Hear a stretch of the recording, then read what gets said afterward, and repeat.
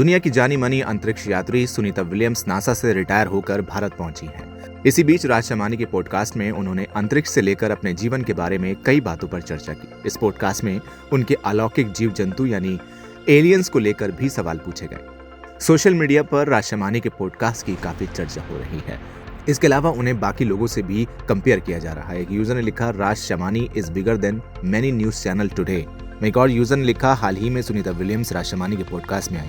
इसमें राज शमानी ने सुनीता विलियम्स से पूछा कि इंडिया स्पेस से कैसा दिखता है, तो सुनीता विलियम ने कहा, दिन के समय हिमालय पूरा खड़ा दिखता है, शहर कलर से भरे हुए लगते हैं और रात में ये शहर लाइटों से जुड़ा हुआ एक शरीर लगता है।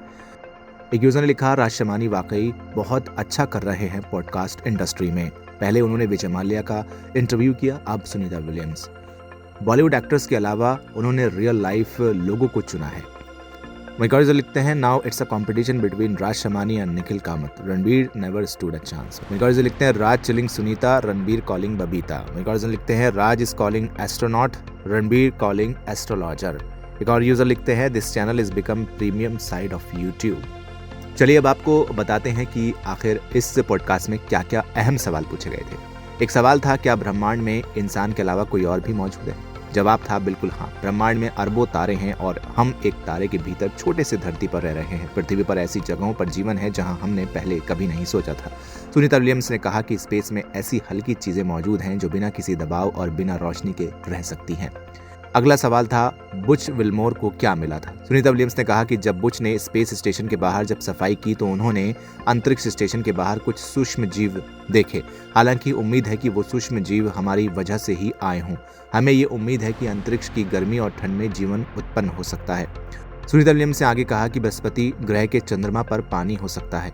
उन चंद्रमाओं पर एक ना एक रोवर भेजकर और बर्फ के बीच एक रोवर उतारकर देखना होगा कि क्या हो रहा है। हालांकि ऐसा करने की कुछ योजनाएं भी तैयार की जा रही हैं। अगर बृहस्पति ग्रह के चंद्रमा पर पानी है तो कुछ तो है। सुनीता विलियम्स ने कहा कि हम जानते हैं कि चांद और मंगल ग्रह पर किसी तरह के तरल पदार्थ हैं, तो कुछ हो सकता है। मुझे लगता है कि मंगल ग्रह पर कुछ जीवन हो सकता है। सुनीता विलियम्स ने अपनी 27 साल लंबी शानदार पारी को विराम दिया है। अब वो चाहती हैं कि नई पीढ़ी इस जिम्मेदारी को संभाले और अंतरिक्ष के रहस्यों को खोजे। पिछले साल बोइंग स्टारलाइन मिशन के दौरान वो करीब 9 महीने अंतरिक्ष में फंसी रही थी। ये उनके जीवन का सबसे चुनौतीपूर्ण और यादगार वक्त था। ये मिशन शुरुआत में सिर्फ 8 दिनों का होना था, लेकिन बोइंग स्टारलाइन में आई तकनीकी खामी ने पूरे प्लान को बदल दिया।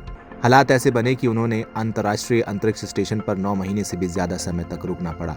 इस लंबे और अनिश्चित मिशन के दौरान सुनीता ने अंतरिक्ष की कठिन परिस्थितियों का साहस और धैर्य के साथ सामना किया। हर दिन एक नई चुनौती थी, लेकिन उन्होंने कभी हार नहीं मानी। पृथ्वी पर सुरक्षित वापसी के बाद उन्होंने अपनी मानसिकता और शारीरिक स्वास्थ्य पर खास ध्यान दिया।